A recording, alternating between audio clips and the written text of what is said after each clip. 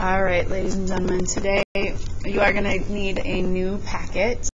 They should be on the front table, otherwise you can ask the sub where you should find it. And for your warm-up, we're going to practice solving proportions. So I have two proportions, 3 over 12 equals 7 over x, and for the second one, x plus 3 over 5 equals 17 over 20. So go ahead, write those down and solve them. I'm not going to work through them because you're going to use cross multiplication, right? And so I think you know how to do them. If you don't, you can look back in your notes. I believe it was chapter 7. Otherwise, you can ask a classmate and maybe they can help you out. But cross multiplying to solve proportions, and we will practice it later in our notes too. Then, talking about circles still, so we have a little bit more to do with circles. And we're going to be solving for circumference and then some arc length. In order to do this, we need to know what pi is. So pi is a ratio of the circumference of a circle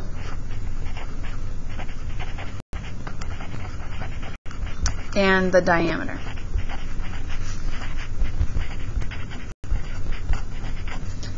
And it looks like this. It is approximately 3.142 if we're going to use our 3 decimal places, right? But it is not exactly 3.142. It keeps going on forever. So there should be a pi button on your calculator, and when you're doing calculations for circles, I do want you to use the actual pi button. In the TI, like this one, it's in yellow. So it's right here, so you have to press the second button and then this. And if you do that, second up arrow, right, then the pi pops up. And other calculators should have a similar thing. You might just have a pi button, or you might have to press second or shift or something first. So the circumference, C, capital C, of a circle is C equals pi times, there's no sign, but it's times D, or C equals 2 pi r, is how we usually say it, but it's all multiplication, so it's like 2 times pi times r. And some calculators might make you put the times in. And D stands for diameter, R stands for the radius. And the circumference of the circle is the outside of the circle. So like if you took a piece of string and you measured around the whole outside and then you stretch it out on a ruler, that's what the circumference is. So down here, just to remind you, the formulas are pi times the diameter, so the whole distance across, or 2 times pi times the radius. So if they only give you half the number, you have to multiply by 2 to make it the whole number all the way across. Okay, so we're going to practice those formulas first, and they should be reviewed. You should have done the formula first already. Okay, so find the indicated measure. The circumference of a circle with radius 11 meters. So the circumference has two formulas, right? Pi times d or 2 pi r. In this case, because they give us the radius, we're going to do the 2 pi r formula. And I don't know the circumference, but I do know that the radius is 11. So I just plug in 11, and now I'm going to simplify. There are two ways to do it. People who like exact form, 2 times 11 can be simplified. 2 times 11 is 22, and then I can just keep the pi there. So you could write your answer like this. That's called exact form. Or if you don't want to do that, you can use your calculator, right? I'm just going to do 2 times pi times 11. And I get that answer, 69.115. So I could say C equals 69.115, and that could be my answer as well. So I would accept either one. You do not need both.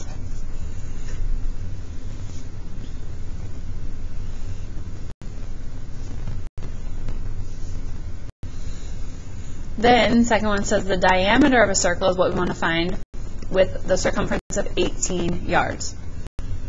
So this time I'm going to choose the formula C equals pi d because I'm talking about diameter. I don't know the diameter, but I do know that the circumference is 18.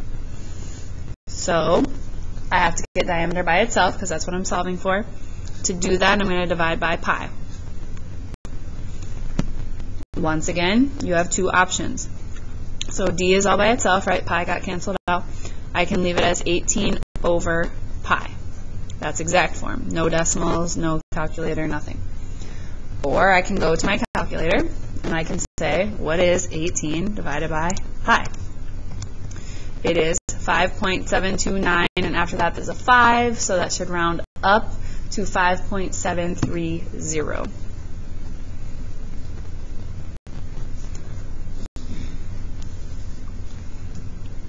Okay, got our answer.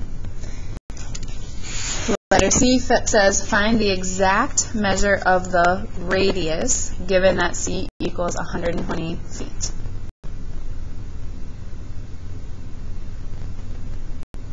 Sorry, waiting for it to focus. Okay, so this time I'm going to pick 2 pi r because we're talking about radius. I don't know the radius, but I do know that the circumference is 120. Now, this is where you have to be a little bit careful, because if you try to do too much at once, your calculator might mess up the answer. So what I do is I always get rid of the 2 first. 120 divided by 2 is 60. The 2's are gone. I just have pi and I have r. Then I have to get rid of the pi. So I have 60 divided by pi equals the radius. This one does say exact, so it wants you to leave it like this. Now, if that's something that's really, really throwing you off, I'm okay if you do 60 divided by pi, and if you get 19.09, and then it'll round up to a 9. But technically, they're asking you to leave it like this.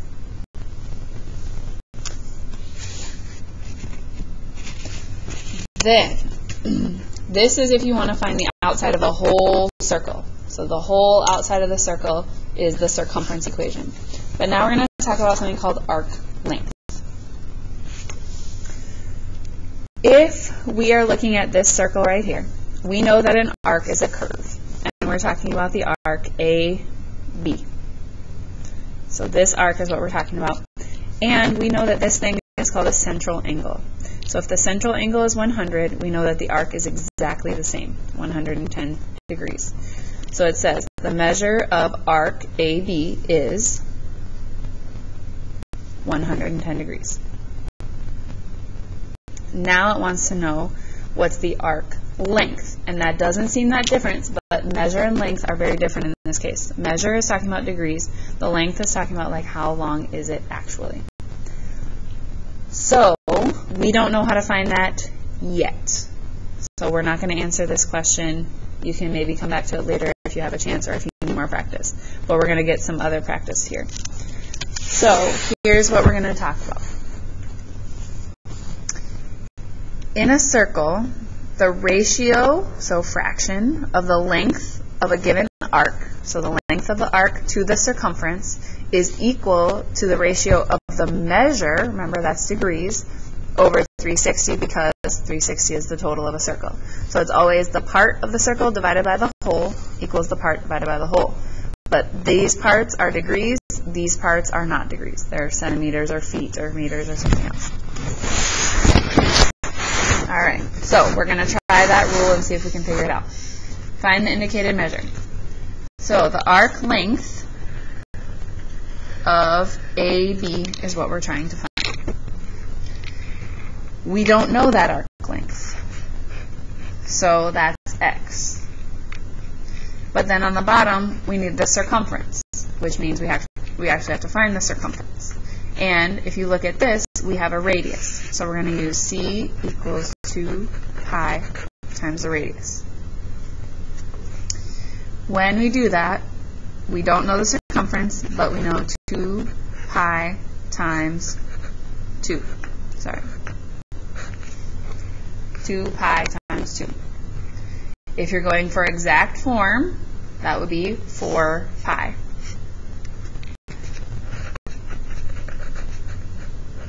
If you're really still struggling with exact form, 4 pi, is about 12.566. So you could use either one. I'm going to use the exact form in this one just to show you. So the circumference, remember that one on the bottom of my fraction, so 4 pi. So I just did my first fraction. I did arc length, don't know it, over circumference, I just found it. Then I have to find the arc measure and always put it over 360 because that's the total circle. So I know that the bottom of my fraction is going to be 360. What I need to know is how many degrees is this arc. But if I look here, if this is 88 degrees, so is this. So I automatically know that this is 88 as well.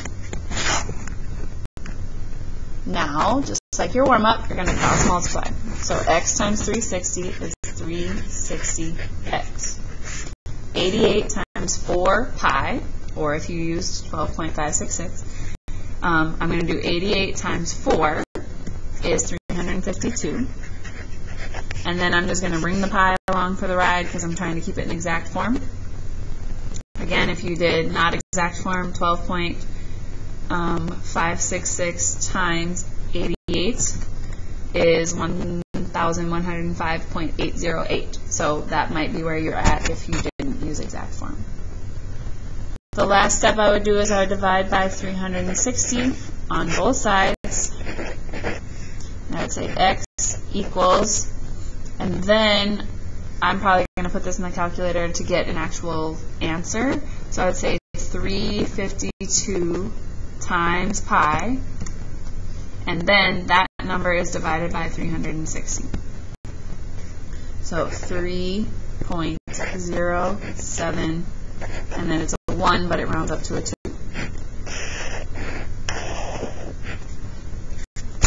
That's what I ended up with. So this arc is 88 degrees, but it's 3.072, and we're measuring in meters. So the meters, the length is this, the measure is this. Now it wants us to find the measure, so that means degrees, of arc RS. And I know it's this side because it's a minor arc, it's only 2 letters, right? If it was this side, it would have to be 3 letters. And the radius is 12.3 feet. So in my fraction, I need arc length on the top. The arc length, because it's in feet, is 38. They told me that. But then on the bottom, I have to find the circumference. Because it's talking about radius, I'm going to use 2 pi r. So I've got 2 pi, the radius is 12.3. In exact form, that ends up being 24.6, and then pi is with it. If you put that in your calculator, you should get 77.283 if you're not using exact form. But I'm going to, again, go with exact form. The reason I like exact form is, one, you're not doing as much rounding, and you get a more exact answer at the end, like so you don't have a whole bunch of decimals throughout. So this number, remember our circumference goes on the bottom, 24.6. Make sure you put pi, though. If you just put 24.6, that's a completely different number. All right. So then we go equals, and then we have to put our arc measure. Remember, that's what we're looking for. We don't know it. But the arc measure goes over a total circles measure, which is 360 degrees. Now, when I cross multiply, be really, really careful with your exact form. 24.6, we still have pi, times x. So now it's got an x with it too. 38 times 360 is 13,680. Now, same as before, I want to get rid of the 24.6 before I get rid of the pi. So you got to do it separately. Otherwise, you have to be really, really careful and use parentheses on your calculator if you want to. So I have pi left and I have x left. If I divide, now I'm getting away from exact form because I got a decimal. 556.09, and then it'll round to an 8. And we're going to divide by pi on both sides. So I'll take 556.098 and divide it by, and I'm using the pi button on my calculator, and I got 177.011, and I'm measuring in, that's degrees, because it was measure, right?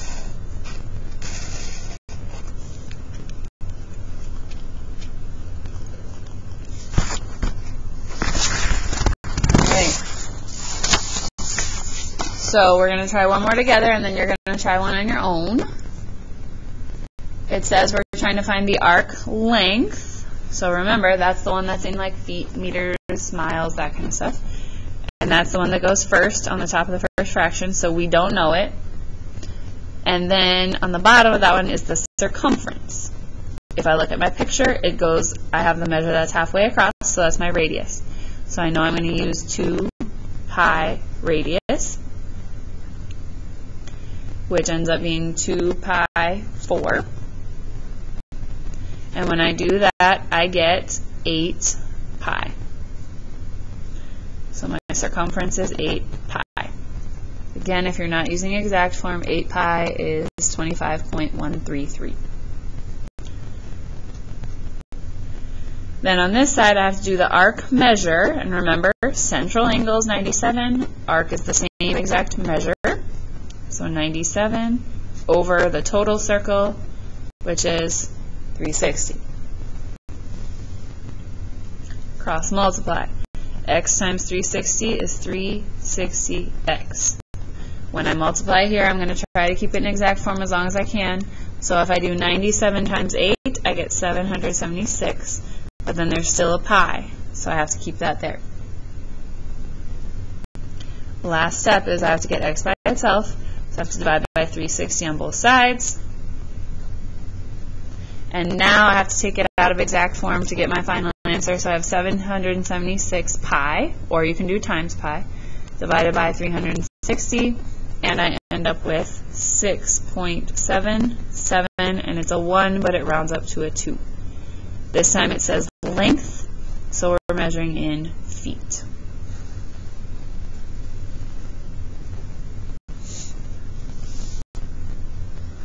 Alright, I would like you to try this one and see how you do. We can check it tomorrow when I come back, see how you did.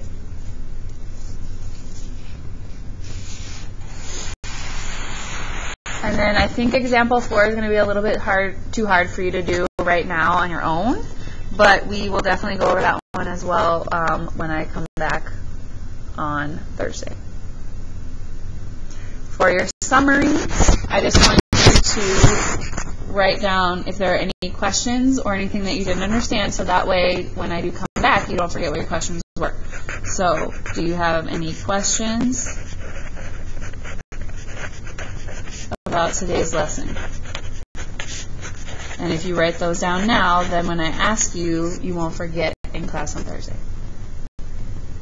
Alright, now that this is done, you're going to grab the 11.1 worksheet, and you're going to work on that.